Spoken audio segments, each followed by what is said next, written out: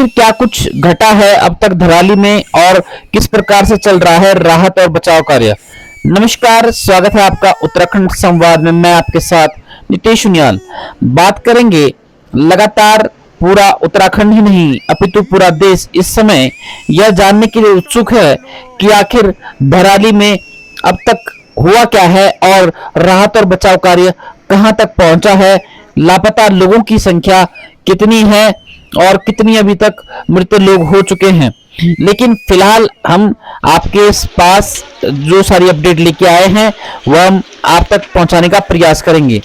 बात करेंगे सबसे पहले 5 तारीख को 40 सेकंड के इस जल प्रलय ने पूरे धराली गांव को इतिहास के पन्नों में समेट कर रख दिया। अब बात करेंगे कि इस जन सैलाब के आने के बाद किस प्रकार से उत्तराखंड की सरकार और एसडीआरएफ, एनडीआरएफ, आईटीबीपी, सैनिक, पुलिस जवान और स्थानीय लोगों ने क्या कुछ प्रयास इस सैलाब से रेस्क्यू करने के लिए किया है। तो लगातार जैसे ही इसकी सूचना शासन प्रशासन तक पहुंची, लगातार आईटीबीपी और सैनिक सभी लोग धराली के लिए रवाना हो गए। लेकिन धराली पहुंचने में सभी को बहुत ही कड़ी मशक्कत करनी पड़ी, क्योंकि धराली के साथ ही हरसिल में जहां पर सेना का कैंप था वहां पर भी एक बहुत बड़ा जल सैलाब आया और सुखी टॉप में भी। इन तीनों जगह सैलाब आने से जहां एक और सैकड़ों की तादाद में धराली में लोग जमींदोज हो गए, वहीं हरसिल में भी सेना के कैंप से 11 जवान गायब हो गए।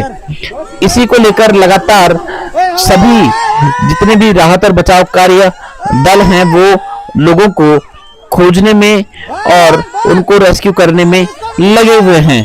साथ ही आपको बताते चलें कि इस जल प्रलय के बाद भी लगभग 300 से 400 लोग धराली गांव में फिर भी फंसे हुए थे, जिनको निकालने के लिए आईटीबीपी और सेना को बहुत ही मुश्किलों का सामना करना पड़ा है, क्योंकि ये जो जल प्रलय है यह दलदली मिट्टी बन चुका है जिसमें चलना भी संभव नहीं हो पा रहा है। और सबसे बड़ी समस्या यह है कि यह कम से कम 30 से 35 फुट का मलबा है और वो भी गीला।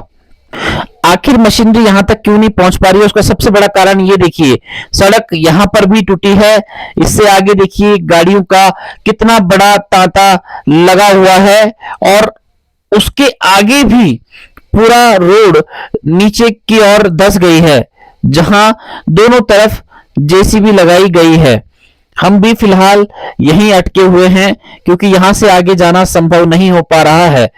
यहां पर शासन प्रशासन के द्वारा दोनों तरफ से जेसीबी और पुकलैंड लगाई गई है, लेकिन यह भी काफी नहीं है, क्योंकि जब तक यह जितना मलबा हटा रही हैं उतना मलबा और ऊपर से आ रहा है, जिसके कारण एसडीआरएफ, एनडीआरएफ, आईटीबीपी, सेना के जवान, मीडिया, एम्बुलेंस, आवश्यक सामग्री सभी चीजें यहीं तक अटकी हुई है। और ये दरासू और भटवाड़ी दोनों जगहों पे इस प्रकार के लैंडस्लाइड हो चुके हैं। और इसके साथ ही यहां से आगे जो मेन पुल है जो इसको जोड़ता है वो मेन पुल भी कहीं ना कहीं टूट चुका है, तो इसीलिए इतना समय लग रहा है रेस्क्यू करने में।